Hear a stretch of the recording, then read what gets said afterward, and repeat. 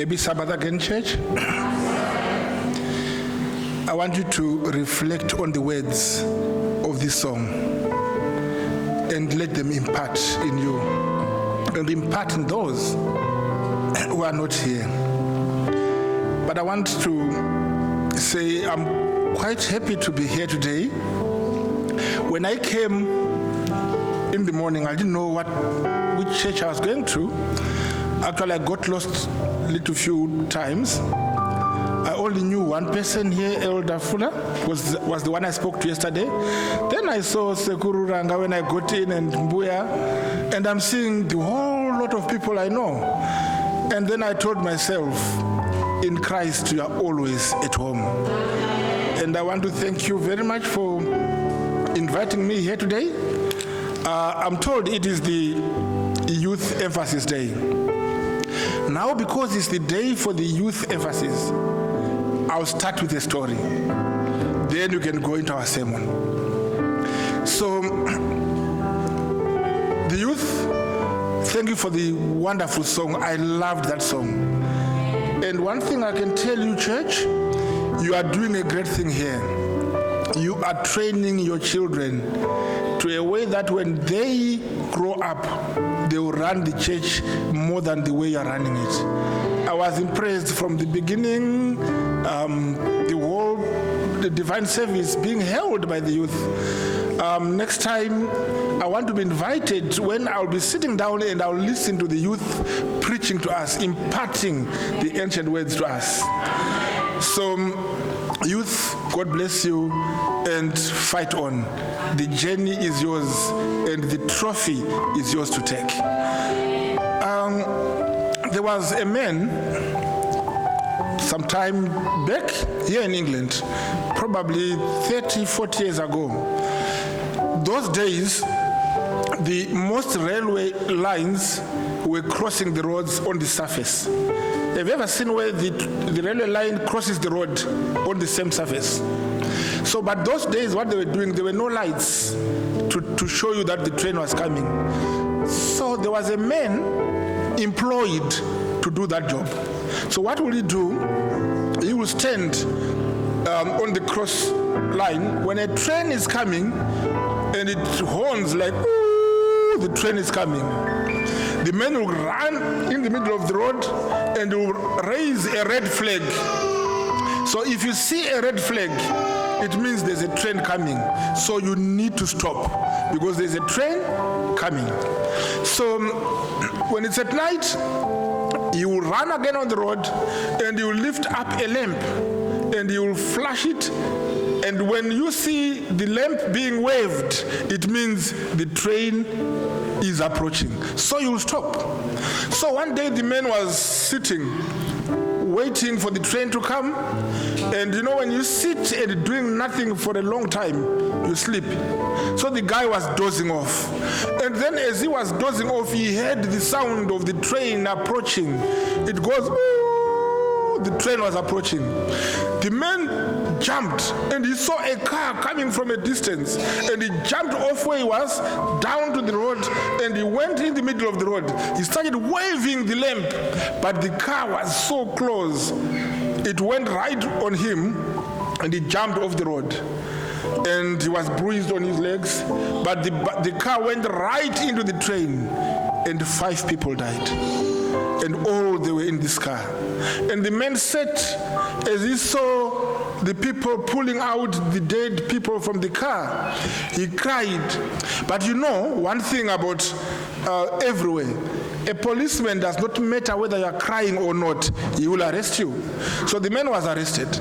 And when he was arrested, they told him, we suspect you did not stop this car. That's why you caused the accident. So he was arrested. In this country, they call it manslaughter. In Zimbabwe, they call it culpable homicide. But it's not called murder because they have not wanted to kill them, but they killed them by accident. So they charged him for having killed 5 people by accident.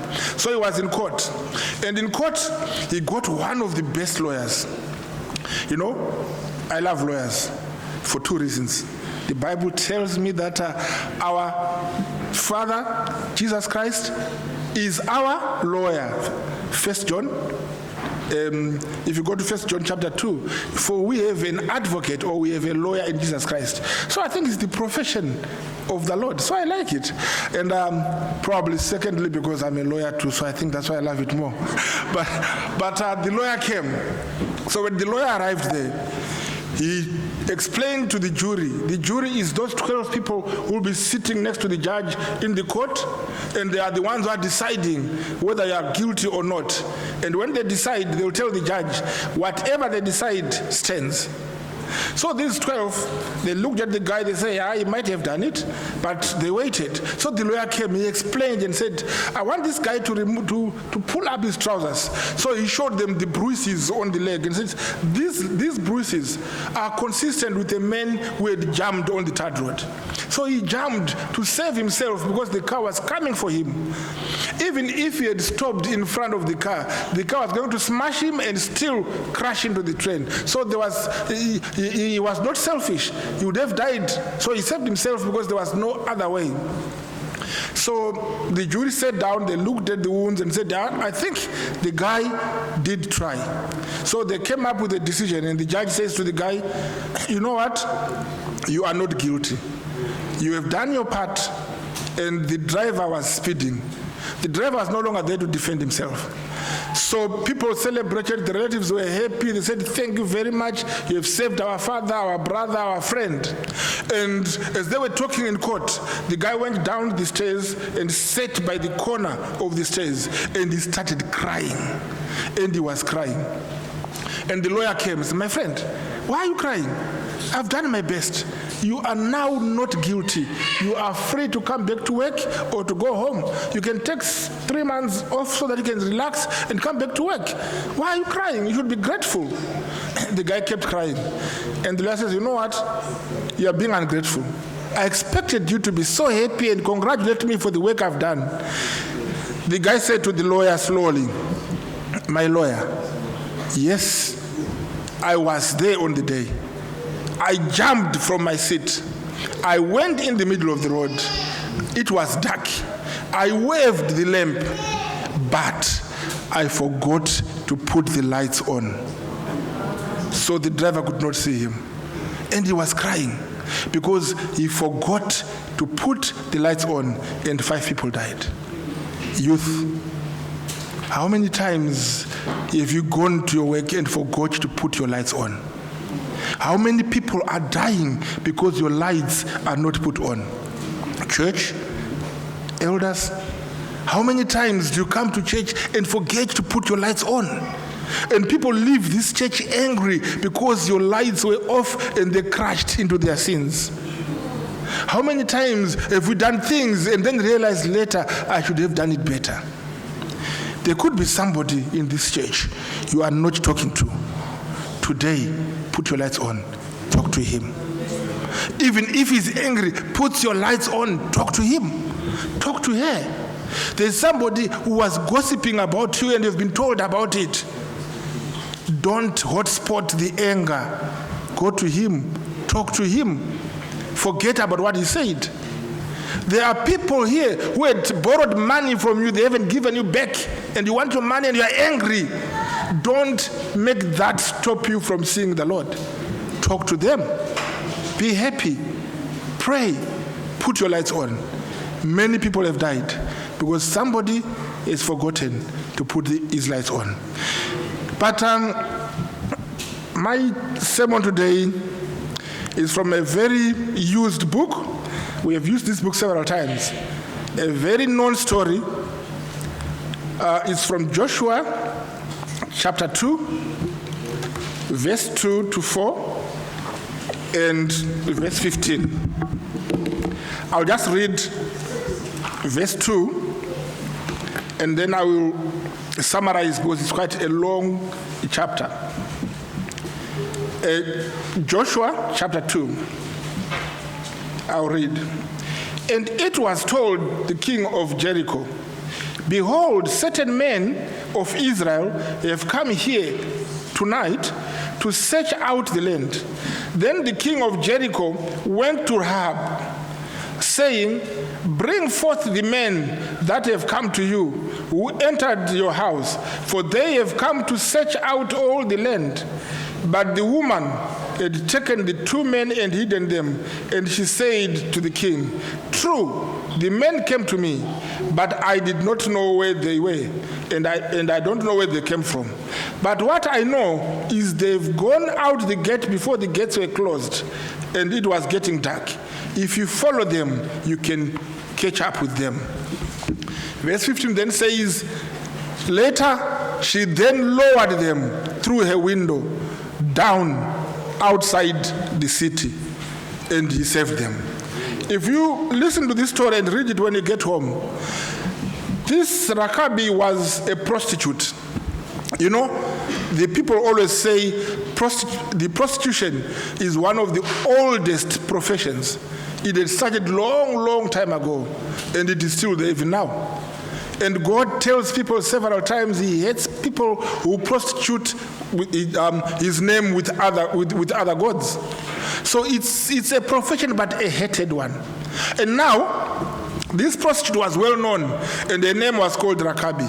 And the other Bibles write the name as Rahab. And Rahab, as a non-prostitute, the duty of her house was there will be men coming in that house, in and out. I don't know after how long, but they'll be coming in. And she was making money out of those men. So on this day, 2 men came to her house.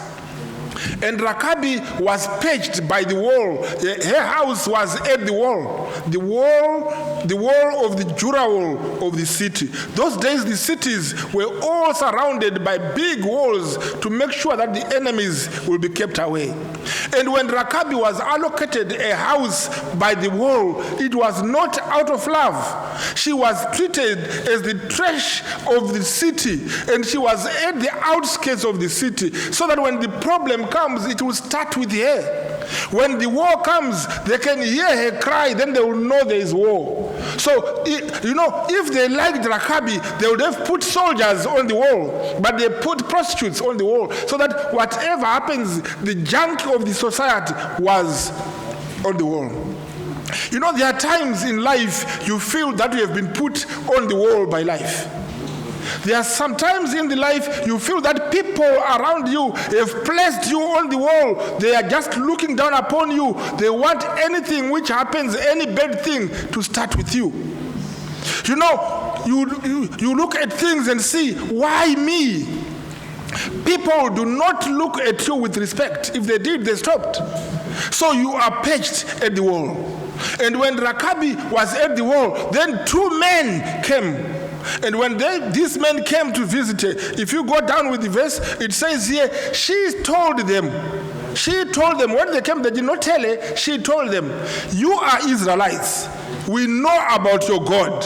And your God has made you destroy other cities and other tribes on your way from Egypt. And now you are coming to destroy us. And we know you are going to destroy us. And everybody in this town called Jericho knows that you are coming to destroy us. Can you see that the name of God was already known where it was not preached?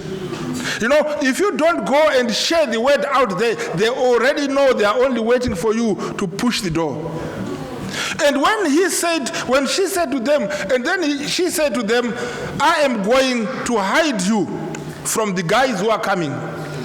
But the interesting thing here is, when she took them upstairs, that's what the Bible says, she covered them with straw, and then they were there. So when these men came, the king came himself with his soldiers.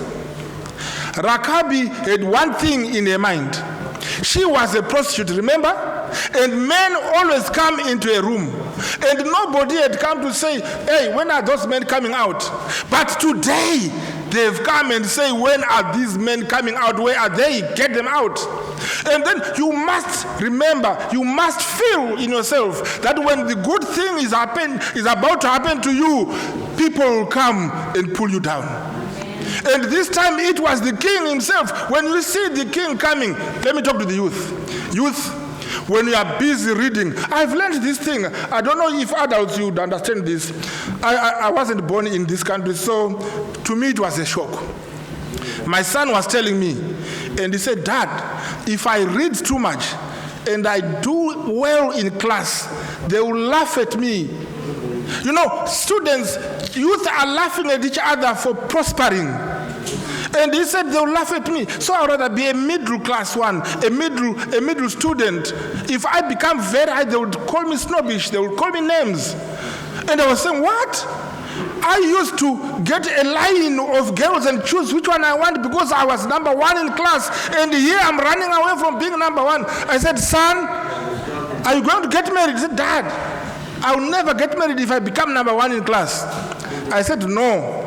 If you see them coming to laugh at you, they know that there is a future you are creating by preparing. When people come and start discouraging you, pulling you down, when you get opposition in what you are doing, look again, there is a sign of something good happening. Because the king was representing the devil here. He knew that from Rakabi, the son of man, Jesus Christ, will be born. You know Rakabi? She was then married. From Rakabi came Obed, came David, and the line went on until Jesus Christ was born. They knew she was in the lineage of Christ. And the devil had to use the king of Jericho to kill Rakabi and stop the coming of Christ for the first time. But because there was something nice happening, the king stood up and went to prevent it. And Rakabi was fast to remember that no, if the king comes, it means these men are very important. Why did he come all alone? Why didn't he come and knock the door? Hey, I've seen two men there. Can they come out? And again, Rakabi knows that when a man comes for prostitution, they don't come in doubles. You know, men, they don't want each other to know what they are doing, so they'll go one. And this time there were two. And she would know these are not clients, these are for business. And she knew that business was carrying the future of the world. You know, when you are paged by the world, it is not only that you are being degraded or insulted. Yes, in the eyes of those who are seeing you by that wall, you look like the trash of the society. But in the eyes of God, there is the future in you. You are his child. You are his son. You are his daughter. And God has put Rakabi by the wall for the purpose of saving these two men. And when the soldiers left, Rakabi then told these men and said, I want you to make a promise, a covenant with me, that when you come to destroy this city, you will save me and my family. And you know, there is a lesson we learn here. The men said to Rakabi, our life upon your life. We will save you. If we don't, God will do to us what anybody will do to you. So, but when we come, put all your family in your house and then put a red flag outside your window. Can you see how the wall is now working? If Rakabi was inside the city, in the middle of the city, would they have seen the wall? Would they have seen the cloth? But God had put her outside by the wall, by the Jura wall, because he was preparing for her own salvation. Sometimes you are by the Jura wall. Life is treating you very bad. My sister, at that Jura wall, God is preparing your salvation. Hold on to it. When you put the red flag, you'll be saved. Sometimes youth, people are refusing to play with you because they are not into drugs as they are doing. Hold on to that, because through that, God is preparing your salvation. Through that wall. You know, when God comes to fulfill his promise, even the wall listens. You know how Jericho was destroyed? The soldiers of Israel did not walk inside and destroy it. God destroyed it. It fell. But when it was falling, the spirit of destruction of Jericho could know that there was a covenant between Rakabi and Israel, and they did not destroy the house of Rakabi. Others, thousands of people, neighbors who used to laugh at her, those who used to stand next to the king, those who were very rich, they were all crushed inside. Rakabi and their family were saved. But you know one thing? The family members of Rakabi, who did not go into that house were crushed outside. God gives you a chance, gives you a wall to go into, so that when he destroys others, yours is protected by your faith. It is only when you accept that and you make that covenant. It's the God who respects covenants even if with prostitutes. It's the God who respects covenant even if with sinners. So you being a sinner, God respects a covenant you can make with him today. Life could be treating you so bad, but God says, my 2 men have come into your house. Make a covenant. Let me tell you, church, do not compare what other people are getting, because your wall is designed for your own salvation. Do you know, if I look at the Bible, sometimes I get so worried. And then I realize that no, God has prepared my salvation his own way, not my way. Do you know, when God went to Sodom and Gomorrah, he destroyed it with fire. But the 4 Hebrew boys, they went into fire and walked, and nobody was burnt. You know, if they had wanted to compare themselves with the people of Sodom and Gomorrah, they would have been burnt to ashes when they were thrown into the furnace. But God creates a different furnace for you and a different fire for Sodom. When other people think what you are doing makes you lazy, makes you stupid, makes you useless, look at them and say, as long as I'm doing it for my God, this is my wall, this is my fire. You know, some people come to you, youth, as if they want to cancel you. You know counseling? But no, they want to delete you. They want to cancel you, not counsel you. So you must hold on to the faith of your fathers. It is not only important to be loved by people around you. Let me tell you, if people love you and don't hate you, it means you are doing nothing much.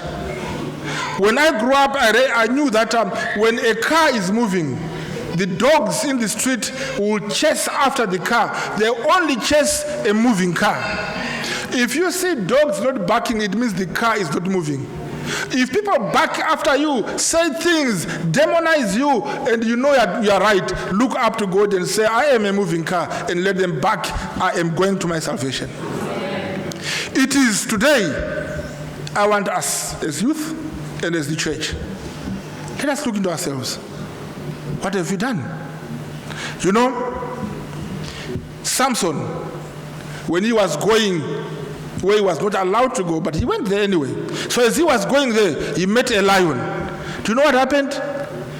God gave him power. He took the lion and he tore it up and killed it. Imagine Daniel, when he was thrown into the lion's den, God did not give him the power of Samson. God took the appetite away from the lions, and Daniel sat and actually slept near the lions. If God had given Daniel the power of Samson in the lion's den, he would have died. There were so many lions. If Daniel had met the lion which was killed by Samson and believed that the same anointment which I was given under the lion's den is the one I have here, he would have been eaten by that lion. God blesses you differently from another. And therefore do not compare and do not compare yourself with others. Compare yourself with God. Because God is your salvation tailor-made for you. When you leave this place today, youth, you are on the wall. I don't know which wall you are on today. Are they troubling you at work? Is your job on the crossroads? Are your friends on the crossroads? Are you on the wall of poverty? Is your mortgage behind? Are you threatened with bailiffs? Are you threatened with friends you have borrowed money from? Let me tell you, you are on the wall. Stick there and call upon Jesus. Your salvation is coming. Amen. And I'll tell you, church, unless and until you improve your relationship with God, your salvation will go. Because God has tailor-made your salvation for you. And you are special in the way God has made you. So when you leave this place today, I want you to remember, Rakabi was by the wall. And through that wall, she was saved. And through that wall, she was blessed.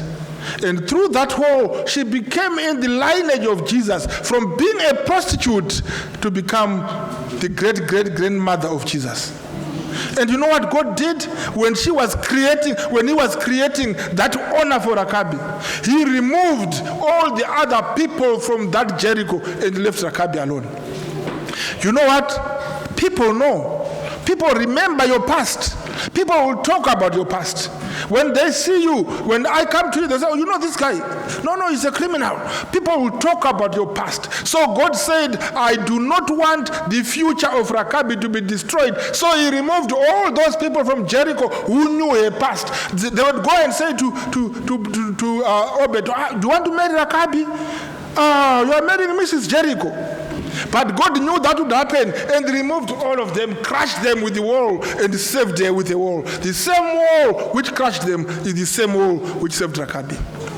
And God created her all alone, so that when she got married and she get prepared to be the great-grandmother of Jesus, she was starting afresh. Even you can start afresh. Never mind what you've done. Today, start afresh. God is calling, put out your flag, switch on your light. Don't step on any pipe. God says to you, come. He's calling for you. May God bless you.